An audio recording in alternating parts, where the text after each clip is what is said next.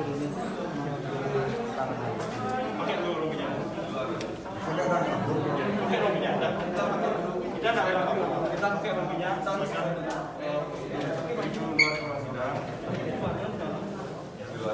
Ya, nggak masalah. Tapi tetap rumahnya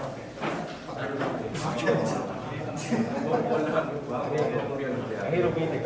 Pasti saya nyari gini tuh.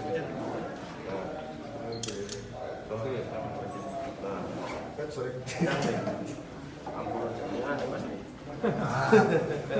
Tambah ngopo dia menjaga. Oke.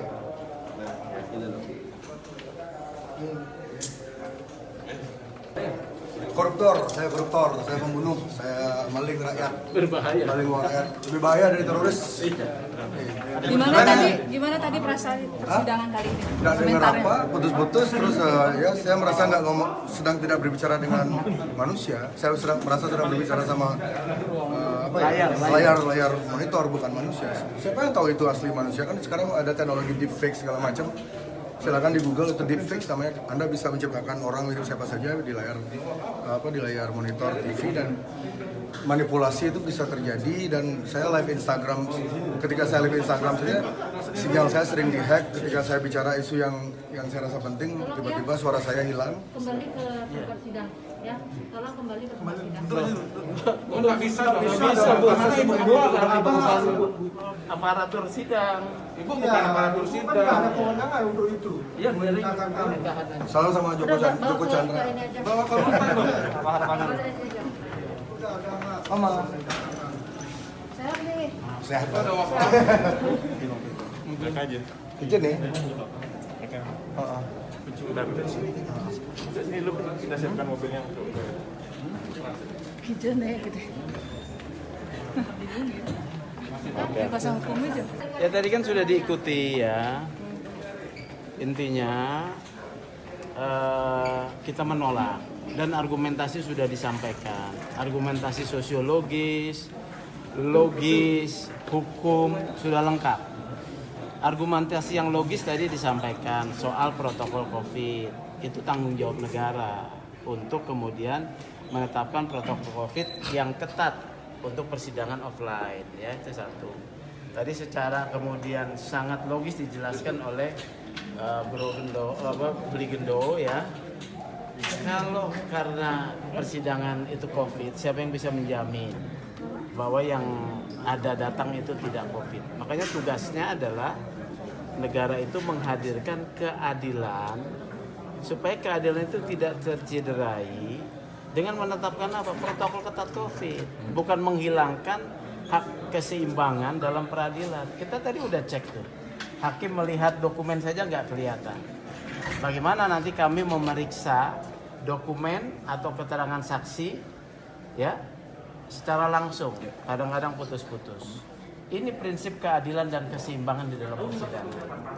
Kalau negara menetapkan sebagai proses ini harus diproses hukum, kita taat.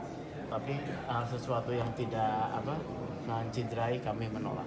Ya. Jadi tuh harapannya gimana jadinya? Harapannya kita persidangan lagi offline, ya.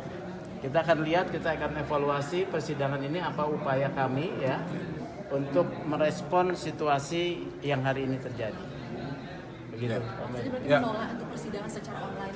Kami menolak dan tadi terdakwa juga menolak dan menyatakan walk out, dan kemudian kami dari kuasa hukum juga menyatakan walk out karena kami melihat bahwa majelis hakim yang mengadili perkara itu hanya bicara pada pokoknya saja, menetapkan online, padahal misalkan tadi ketika saya bantah bahwa sidang online katanya untuk mengutamakan kesehatan majelis hakim, peserta sidang, semuanya yang hadir, tapi faktanya kemudian untuk terdakwa yang tidak ditahan itu kan bisa sidang offline, sidang tatap muka. Nah, siapa yang bisa menjamin terdakwa yang tidak ditahan aman dari COVID? Bukankah lebih aman yang terdakwa yang ditahan ini yang dari COVID lebih aman karena dia sudah jering, sudah swab test negatif, dia bebas COVID. Terus kalau terdakwa yang tidak ditahan, apakah kemudian dijamin dia bebas COVID? Kan tidak ada jaminan karena tidak ada pemeriksaan. Tetapi kenapa berani sidang tatap muka? Itu kan alasan paling logik ya. Yang kedua di Singaraja itu ada terdakwa yang ditahan, pengacara Gus Adi, terdakwa ditahan, tapi bisa juga diadili tatap langsung. Nah, ketika kami lakukan itu, ternyata majelis hakim tetap menyatakan kami Pengadilan Negeri Denpasar tetap berpedoman sidang online. Nah, ini kan repot. Nah, akhirnya Jering tadi memutuskan keluar dari ruang sidang, walkout, dan kami juga menyatakan hal yang sama. Karena kita tidak mengenal sidang in absentia, ya, terdakwanya ada, ya, tidak mengenal sidang in absentia. Pencarian keadilan itu bisa dilakukan, masih banyak bisa ditempuh. Mempertimbangkan penangguhan penahanan, kemudian atau mengabulkan sidang online. Bu Hakim ini offline. Bu Hakim melanjutkan ini pelanggaran atas peraturan perundang-undangan. Padahal SKB tersebut, surat kesepakatan bersama itu bukan hukum. Ya. Ini jadi pendekatannya adalah pendekatan kekuasaan. Mohon diperhatikan. Ini pendekatan kekuasaan yang digunakan dalam proses persidangan ini. Hukum memastikan, KUHAP memastikan persidangan yang adil. SKB bukan hukum. Ya, masih ada cara untuk menjamin satu protokol kesehatan buat hakim. Hakim telah melakukan tindakan pelanggaran. Kami akan juga laporkan ini kepada Mahkamah Agung. Walaupun Mahkamah Agung menerima atau tidak, kita mau tegaskan. Jangan gunakan pendekatan arogansi dan kekuasaan dalam proses penegakan hukum dan keadilan. Kewenangan gunakan dengan adil. Terima kasih ya, itu aja ya. Cukup ya? Ya. Terima kasih ya. Oke. Semoga ibu-ibu hamil di kala pandemi ini semangat ya. Semoga pikiran mereka bisa lebih tenang agar